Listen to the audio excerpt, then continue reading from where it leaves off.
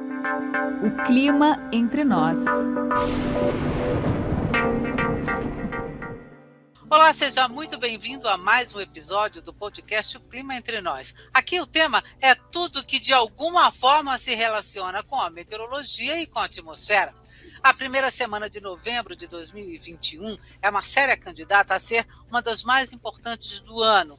Além da morte de dois grandes artistas brasileiros, o pianista Nelson Freire e a cantora e compositora Marília Mendonça, nós tivemos o início da COP26, a Conferência da ONU sobre o Clima Global, e que esteve aí todos os dias nas manchetes de todos os noticiários. Para completar a lista de eventos especiais desta primeira semana de novembro de 2021, finalmente foi feito aqui no Brasil o leilão das áreas de 5G. E aí você vai achar tudo muito estranho, né? Falei, bom, o que a COP26 tem a ver com clima, acho que dá para entender, né? Conferência Global do Clima, Mudanças Climáticas. Se você tem ainda alguma dúvida, o podcast O Clima Entre Nós tem 2 episódios que falam sobre COPs, a COP26, né? E também sobre a COP15 da biodiversidade. Vai lá, procura nos principais agregadores de podcasts, no site da Clima Tempo, no nosso canal no YouTube, que você vai encontrar esses 2 podcasts muito interessantes. Tá, mas o nosso tema de hoje é a tecnologia 5G. O que é que isso tem a ver com a meteorologia? O que muda na previsão do tempo e do clima com a entrada do 5G no Brasil? Qual a relação disso com as mudanças no tempo? Qual a relação disso com a Climatempo? Por que isso interessa para a Climatempo, por exemplo, como uma empresa, né? Aliás, você sabe o que é 5G? Então, para responder a essas perguntas, eu estou hoje aqui conversando com uma pessoa bastante especial, né?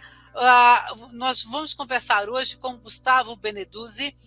Na verdade, ao longo desse podcast, eu vou chamar ele de Zang, pura e simplesmente, porque é assim que ele mais gosta. O Zang, ele é, digamos assim, um cientista de dados, mas a formação dele original é de meteorologista, tá? E também de matemático, né? As 2 formações lá na Universidade de São Paulo, lá na USP, aqui em São Paulo, né? E aí, como o Zang assim, é altamente entendido de tecnologias, né, além da ciência de dados, além da meteorologia, eu falei, perfeito, é o Zang que vai explicar para a gente, então, o que tem a ver o 5G com a meteorologia, o que isso vai fazer diferença para a gente nas próximas décadas. Então, Zang, seja muito bem-vindo ao podcast O Clima Entre Nós e muito obrigada por sua disponibilidade. Olá, gente. Muito obrigado pelo convite. Adoro podcast. Estou muito feliz em participar do podcast do Climatempo. E vou tentar fazer o melhor para explicar aqui sobre o que é 5G e como isso vai influenciar a nossa vida no futuro e, principalmente, qual vai ser a influência no lado da meteorologia. Beleza. Ô Zang, então, justamente para a gente começar, eu queria que você explicasse para o pessoal assim, o que é o 5G? O que é o 5 e o que é o G? Como é que essa nova tecnologia, né? Por que ela está sendo tão esperada? E assim, é mesmo uma revolução na vida da gente? É uma grande mudança, assim, é bastante grande mesmo. Vou começar pelo G. G de geração. Começa lá atrás com G, só o 1G, que foi o projeto da Bell Labs e da Motorola para padronizar as conexões das coisas, porque antes cada país estava desenvolvendo sua própria tecnologia de rede celular, e isso era um problema muito grande. Inclusive, as fabricantes estavam desenvolvendo suas próprias tecnologias. Aí veio um consórcio que foi construído nos Estados Unidos, liderado pela Bell Labs e Motorola, e construiu o primeiro padrão, que foi o 1G. Aí passa o tempo, esse protocolo era analógico, mas as pessoas queriam começar a enviar dados, não só voz. Aí surge a ideia de criar um protocolo novo, que foi o 2G, que todo mundo conheceu, e ele tinha umas vantagens muito grandes, que agora a gente podia enviar informação além de áudio.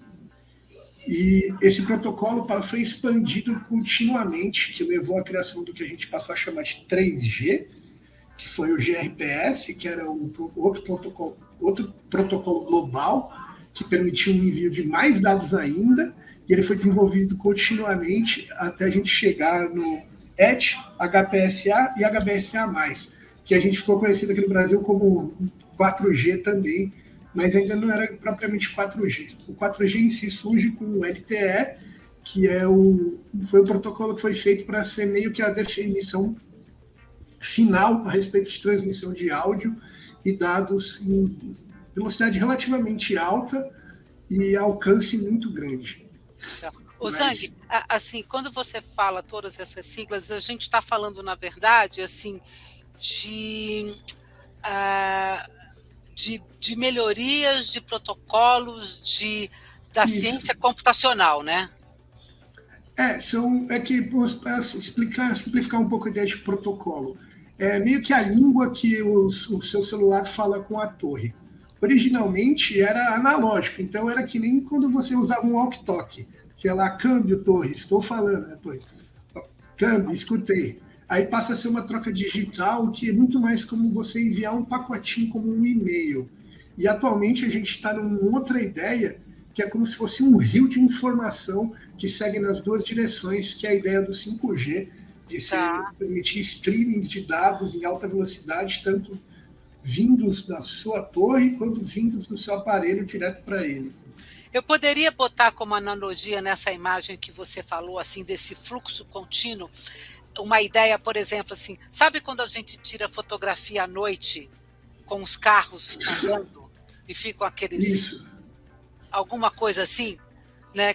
Ou seja, imagina que você está numa transmissão, como você falou, em pacotinhos, e agora você vai juntar esses pacotinhos todos. É uma coisa que é muito mais contínua, muito mais veloz. Isso. É isso. Legal. Exatamente. Legal. O LTE, que é o nosso 4G, para mim, eu acho que é a tecnologia mais importante ainda, porque ele não é a mais rápida, não é a mais chique e brilhante, mas ela é a que tem chance de cobrir as maiores partes de áreas, e para mim a grande importância dos leilões do 5G são as promessas de instalação de infraestrutura de 4G e 5G em todos os municípios do Brasil. Nossa, isso é fantástico, porque tem uma coisa que a gente não pode esquecer, né, Zhang? Assim, a gente se fala, sei lá, nos grandes centros, nas grandes cidades médias, né? Tudo bem, a galera tem, mas não é todo mundo que tem fibra, sabe? Você está lá, você está em São Paulo, está no Rio, está nas capitais, está nas grandes cidades, tudo bem. Mas se você vai para a zona rural, por exemplo, né? Aí você começa a ver as imensas lacunas, os imensos buracos que a gente tem. Os grandes desertos digitais que existem no Brasil. Exatamente. São áreas imensas com cobertura em cima. Exatamente. E isso, assim, isso tem a ver não só com a forma de você receber a previsão do tempo, por exemplo, no nosso caso aqui, né? Como é que eu posso auxiliar uma pessoa que está lá no meio do nada, entendeu? Né? Lá no meio rural, mas ela quer um auxílio da Climatempo. Não é só isso, quer dizer, é toda a comunicação ela não tem nem como, em si, né? Ela não né? consegue É toda a se comunicar comunicação com em ninguém. si, né? Para tudo explicado o 5G. Aí eu vou te propor uma outra coisa, é o seguinte, nas ciências atmosféricas, nós sempre trabalhamos assim com muitos dados, né? A gente sabe assim que a gente tem muitas medições. Eu diria que a meteorologia é a mãe do Big Data, né? Olha só, olha que ideia legal. A ciência a trabalhar com volumes realmente grandes de dados, assim, cotidianamente, eu diria. Outras ciências trabalham com volumes grandes de dados, mas uma coisa, por exemplo, na medicina, um grande volume de dados é dado de ressonância magnética.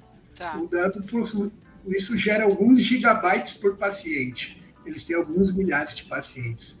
Na meteorologia, a gente tem centenas de milhares de estações que geram alguns gigabytes de dados por dia, eu tenho, sei lá, pelo menos 20 modelos globais atmosféricos que produzem centenas e centenas de gigas todos os dias, então a escala de grandeza, de volume, é muito diferente. Meteorologia é Big Data mesmo. Daqui a pouco você vai ter realmente assim sei lá, um celular se servindo de uma estação meteorológica daqui a pouco, né? Mas já tem. Já tem. Não tô atrasado. Mas Zhang, alguns telefones da Samsung e da Xiaomi já tem sensor de temperatura externo, barômetro e sensor de umidade. Nossa, que demais. Opa, então eu já vou procurar um, porque é muito interessante isso. Você já imaginou, cara, que louco? Porque aí o cara, isso significa você ter a possibilidade de estar medindo aquela umidade, aquela temperatura, entendeu? Para tudo quanto é lado, para qualquer cantinho. Exato. É muito louco. Uma cobertura quase contínua de medição. Quase contínua, isso é muito louco. Quando você tem muita informação e realmente ilumina aquilo que você olha, você começa a perceber detalhes que eram invisíveis. Exatamente. Então, assim, cada vez que você aumenta a resolução das coisas com que você trabalha, a resolução de uma fotografia, a resolução como telescópios olham para o espaço, a resolução como satélites meteorológicos olham para a atmosfera da Terra, olham para a superfície, você amplia a quantidade de informação, a quantidade de dúvidas. Né? E você amplia a informação, sim, mas você amplia também a quantidade de possibilidades e de dúvidas que o cientista tem. Então, Ozang, claro, eu queria que você fizesse assim, não sei se dá para fazer isso, se você conseguiria fazer, mas eu acho que você pode ser a pessoa indicada para isso. Assim, dá uma noção para as pessoas um pouco dessa evolução dessa massa de dados atmosféricos. Porque, por exemplo, a gente tem meados nos anos 1950, por exemplo, quando a gente começou a desenvolver um pouco mais de supercomputadores, começou a se falar um pouco dessas coisas, né? Você consegue fazer uma linha do tempo dessa evolução? Tem uma historinha assim. Legal, fala. Assim, para mim, falar primeiro de questão de estações. Quando a gente começa a falar com estações, antes assim, existiam poucos compilados que eram feitos em institutos de pesquisa ou em observatórios, e eles iam para as universidades como livros, e você ia lá e consultava o catálogo do ano anterior, de 6 meses anteriores. Aí surgem os telégrafos e o povo começa a enviar informação via telégrafo para dizer como estava o tempo na cidade vizinha. Mas ainda assim eram pouquíssimos centros e poucas informações. Até os anos 50, até mais ou menos, na verdade, metade para o final da Segunda Guerra Mundial, ninguém tinha construído nenhuma estação de medição automática ainda. Uau. E todas essas observações eram feitas manualmente. E no período mais ou menos do meio para o final da Segunda Guerra Mundial, surgiram os primeiros sensores de vento automáticos que só indicavam a direção do vento e uma ideia genérica de intensidade deles, e na sequência surgem os primeiros termômetros remotos. Mas aí a evolução é muito rápida, né? Porque a gente foi de ter um rádio sem transistor, a válvula, para o microcomputador em apenas 25 anos, né? E as estações acompanharam essa evolução, mas a gente acabou chegando num impasse nos últimos anos que dificultou o crescimento das malhas de estações, que é a cobertura de sinal, né?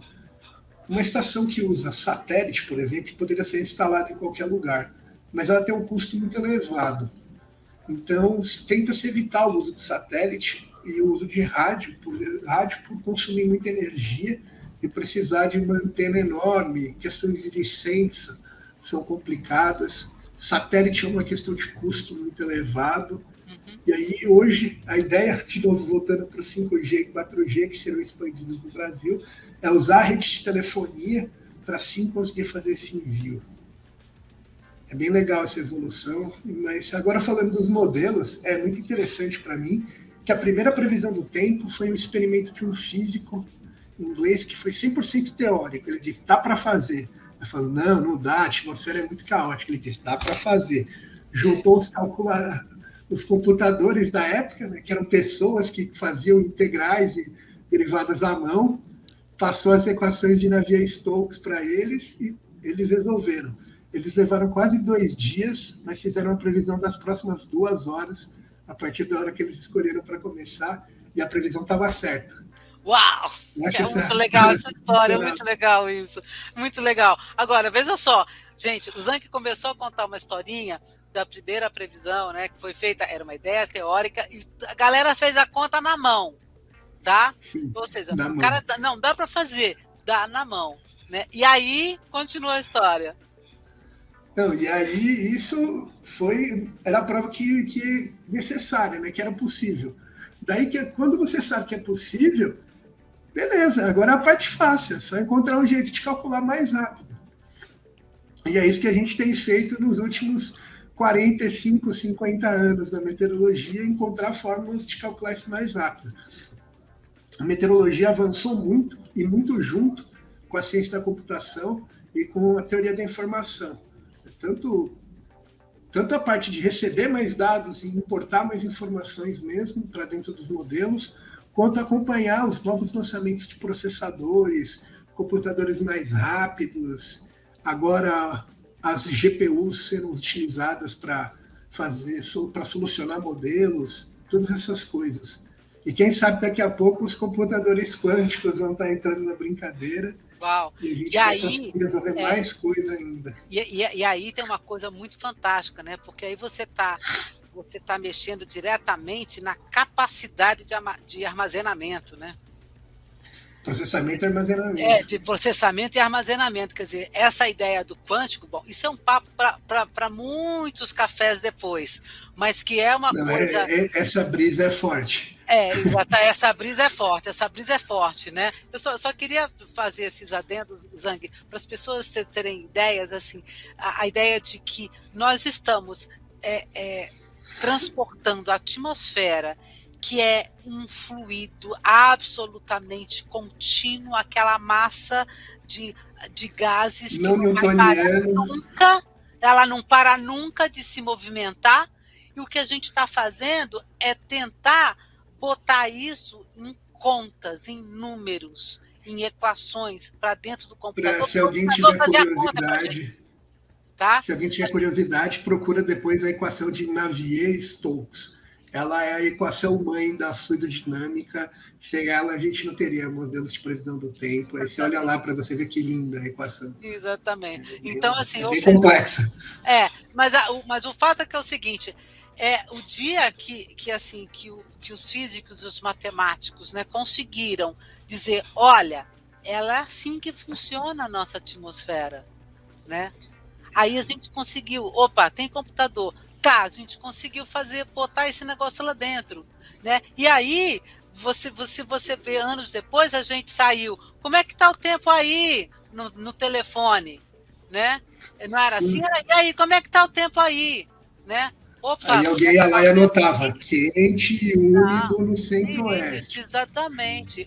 Como é que está o tempo aí? Você pega o seu celular e vê como é que está o tempo aí em qualquer lugar do mundo, desse planeta aqui. Aliás, onde é que está o tempo aqui, lá, em qualquer Exatamente, em qualquer lugar, né? Então, isso tudo tem a ver com tecnologia, tem a ver com computadores, tem a ver com a velocidade com que você consegue fazer conta. Lembrando da historinha que o Zhang falou. Os cientistas foram fazer as contas na mão. Demoraram 2 dias para terminar as contas, mas eles fizeram. Né? Eles fizeram. Isso era a prova necessária. Exato, era a prova necessária, mas eles fizeram. Né? E agora a gente continua a nossa conversa, e aí, Zhang, é que eu te pergunto, bom, o que muda com o 5G? Então, assim, qual é a importância da entrada do 5G quando a gente fala assim, no trato dos modelos meteorológicos, por exemplo? Né? O que muda quando a gente fala, o Brasil vai ter 5G nas próximas décadas? Para mim, o que muda principalmente é o foco, né? Uma mudança de foco, porque se a gente olhando as tecnologias anteriores de telefonia, 3G, 4G, elas ainda estavam voltadas para a transmissão de voz, de ligação, com o 4G já sendo mais voltado para a transmissão de dados, mas transmissões mais tranquilas, assim, algo mais calmo, como, por exemplo, você mandar mensagem, receber um vídeo, assistir um vídeo curto.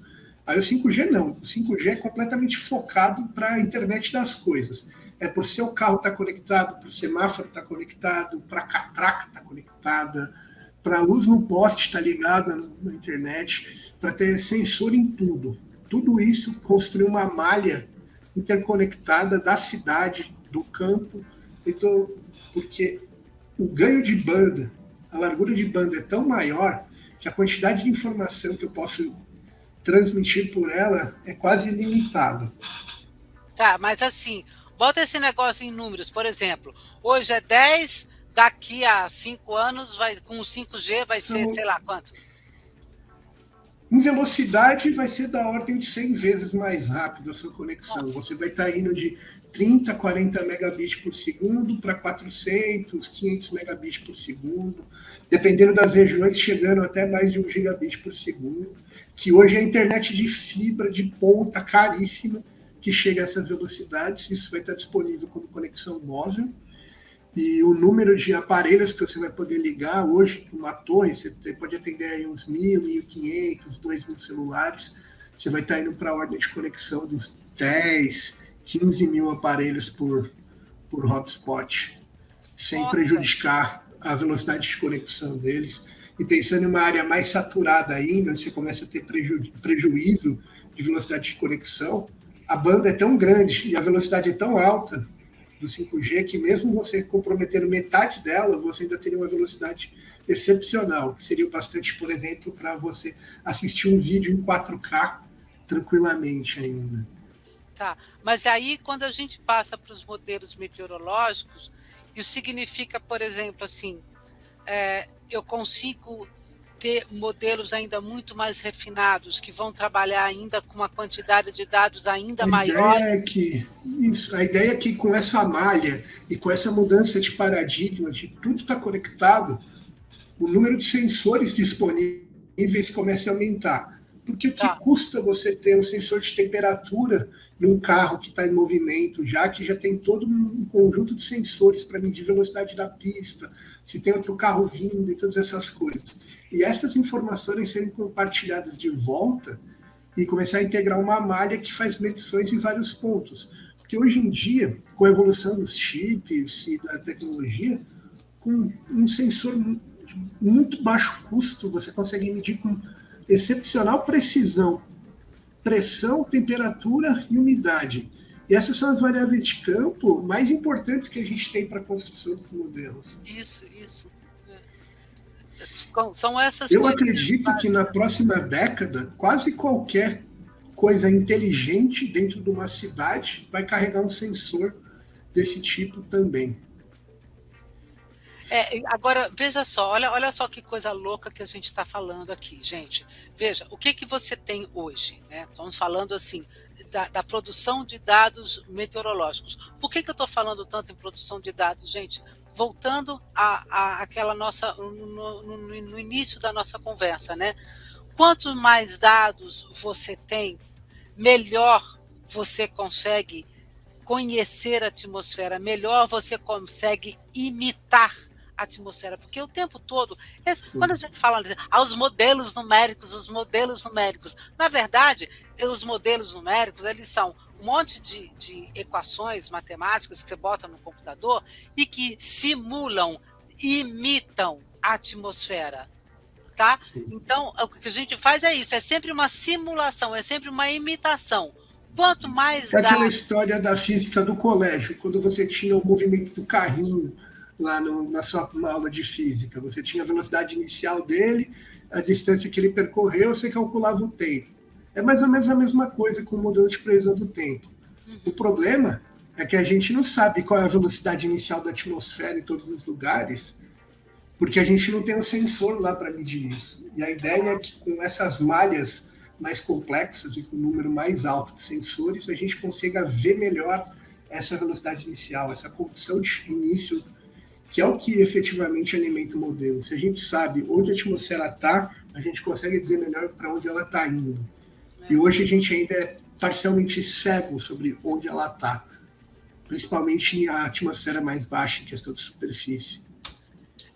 Zhang, hoje, por exemplo, qual é, assim, digamos assim, a resolução máxima que a gente consegue de modelo? Ou seja, você está fazendo conta em que área? De forma mais operacional e viável, eu diria na ordem de 7 quilômetros, que inclusive é o nosso produto mais recente de previsão do tempo, está trabalhando nessa escala de dimensão, que seriam 7 quilômetros de resolução. Tá. Há 15 anos atrás, eram cerca de 78 quilômetros de distância entre... Ou seja, você só ia começar a fazer realmente uma diferenciação, né, da condição do tempo, digamos assim, a cada 78 quilômetros, né? Então, assim... Que seria como se você tivesse uma medida no litoral de São Paulo, na cidade de São Paulo, e a próxima em Campinas.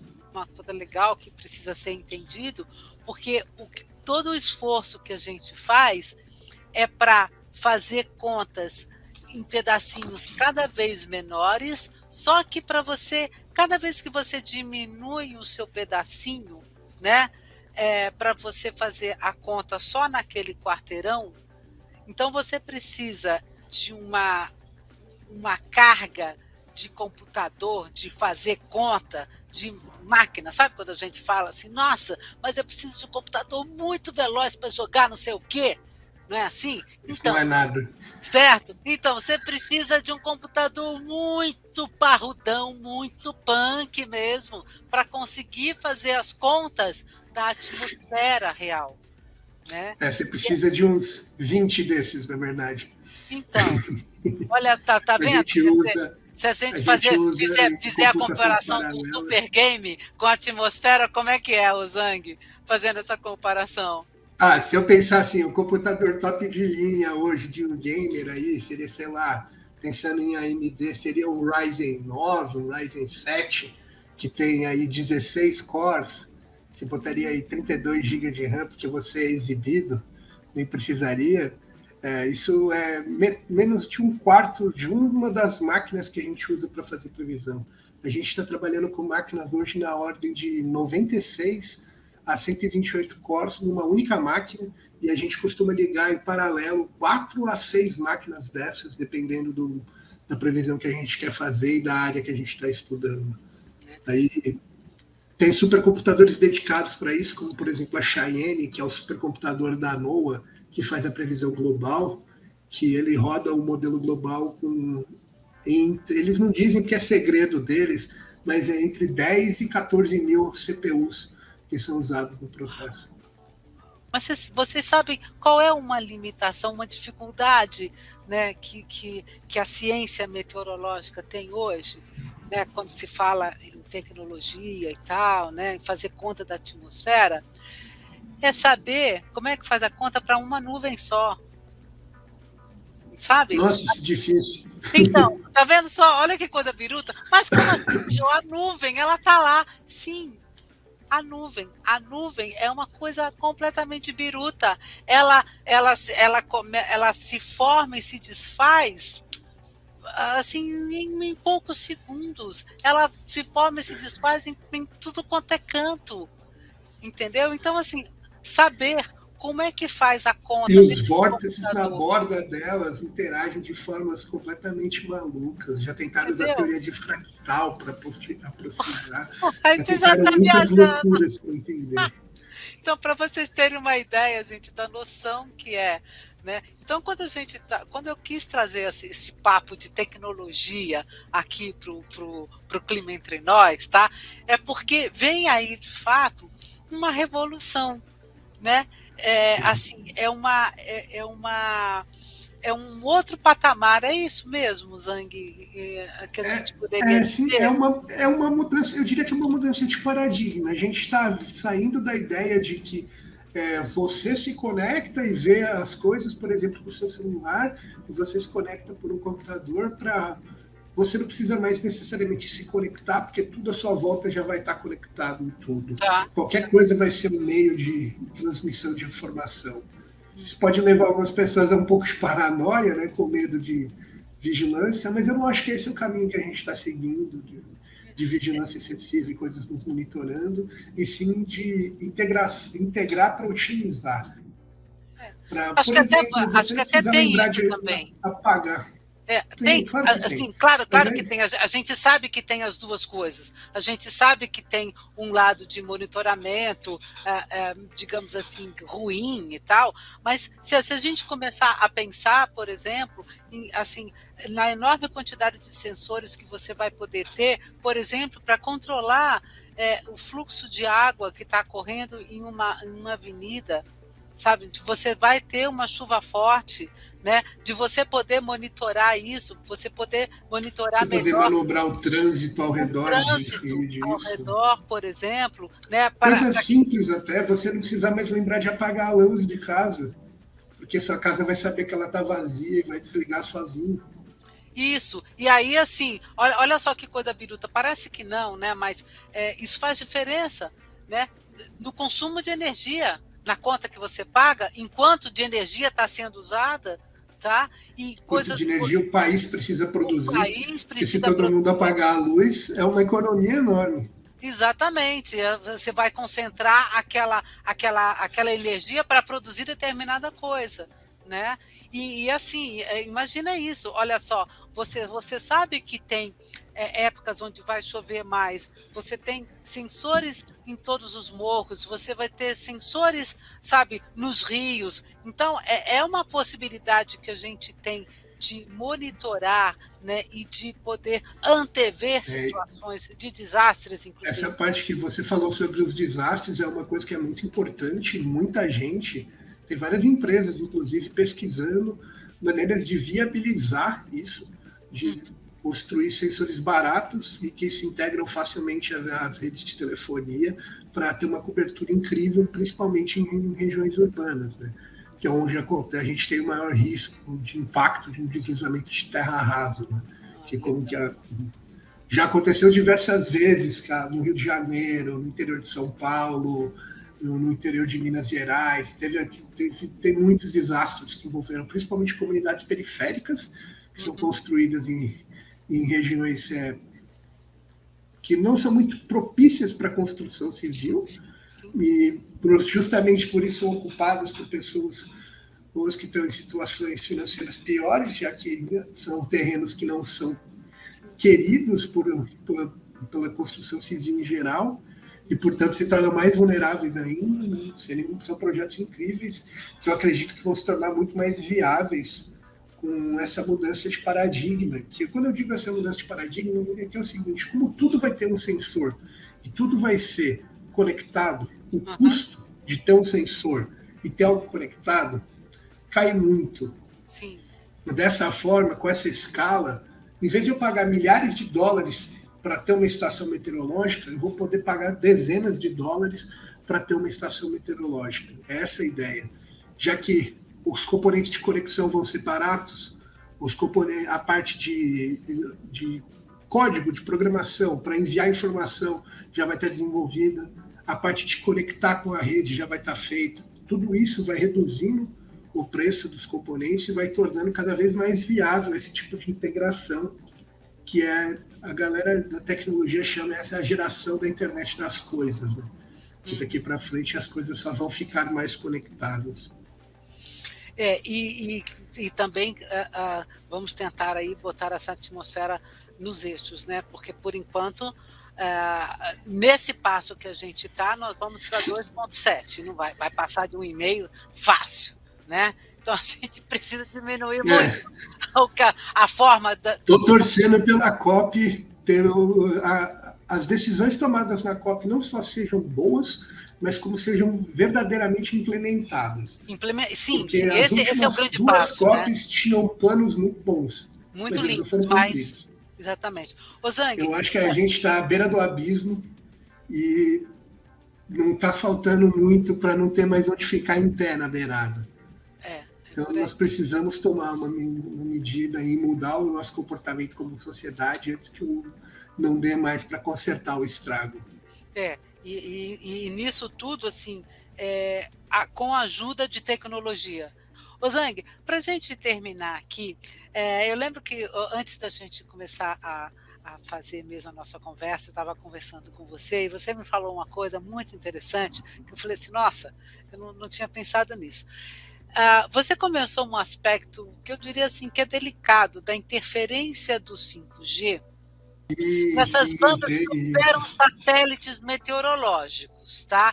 E que você falou assim, olha, esse é um probleminha que tem no 5G da interferência com satélites meteorológicos. Eu queria que você falasse um pouco sobre isso. Sem teoria da conspiração, gente, mas 5G, uma parte dele opera na banda que já é considerado micro-ondas.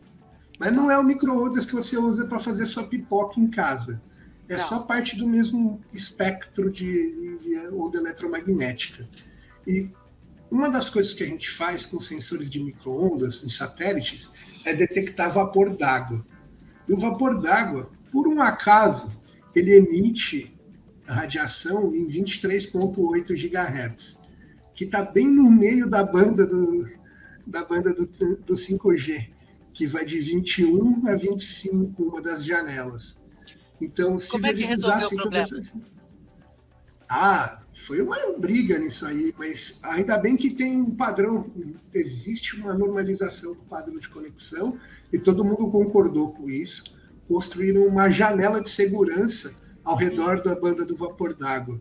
Aí, se não me engano, a janela tem 500 MHz para cada lado. Então, de 21 a 22 e pouco, não tem 5G. Tem um buraquinho ali na transmissão. Se você olhar o espectro, tem um pedacinho faltando onde não tem. Você vai falar, por que não tem esse canal? Porque esse canal não pode. Se você colocar Esse nele, canal são dos satélites meteorológicos. você estraga as coisas. Exatamente. Seria uma perda muito grande, porque esses satélites foram um avanço incrível para a previsão do tempo. Cegaria dois dos sensores mais sensíveis que a gente tem hoje em dia, que são os sensores VIRS, que estão no GOES e no MODIS, que são os satélites mais importantes que a gente tem para... Um é um satélite geoestacionário que enxerga um quarto do planeta de uma vez só e atualiza a cada 10 minutos, com uma resolução incrível. E o outro tem uma banda divisada de algumas centenas de quilômetros, mas ele tem uma órbita tão rápida que ele varre o planeta todo em cerca de 4 dias. Então você tem resoluções incríveis, muito de perto, excepcionais para fazer estudos, que você consegue acompanhar uma região com atualizações em intervalos muito curtos, com uma resolução muito grande com esses sensores. Seria uma perda assim, irreparável para a meteorologia. Eu não quero nem pensar, eu não quero nem pensar nisso, porque, Zhang, eu costumo falar que é o seguinte, os satélites meteorológicos são, digamos, os terceiros, quartos e quintos olhos dos meteorologistas. Né? Sabe, a gente não consegue imaginar, não consegue imaginar trabalhar, conhecer a atmosfera, fazer pesquisa, melhorar previsão. E a gente não está falando só de previsão de chuva, pessoal. Nós estamos falando nos satélites que monitoram queimadas, que monitoram desmatamento, satélites que monitoram algas, satélites que monitoram não só a nebulosidade, crescimento de planta. Então, assim, a visão de cima, a visão do espaço é uma das visões mais preciosas que a gente tem. Então, assim, não dá para a gente imaginar, tá, o que é ser meteorologista sem satélite. Zhang, vamos fechar o seguinte, o que você diria, assim, na sua opinião, aí, como meteorologista, como cientista de dados, né, que o 5G traz de melhor para o entendimento da atmosfera? Para mim, o que ele traz de melhor é a possibilidade de cobertura quase completa de estações, que vai se tornar viável nos próximos anos, principalmente com a redução de custo e com a malha, mas para mim o mais importante é que ele, principalmente se os editais forem cumpridos mesmo, vai ser a conectividade para todo mundo, que é acesso à informação geral, que isso é fundamental. Sem acesso à informação, sem conhecimento, primeiro a gente não avança como sociedade, e isso é o que é mais importante. E olhando para o lado da meteorologia, quanto mais gente estiver vendo e quanto mais gente estiver conectado a isso, mais isso vai mover a gente para produzir informações melhores, para atender mais público, para compreender melhor os lugares onde a gente não podia ver antes e agora vai poder. Maravilha, maravilha.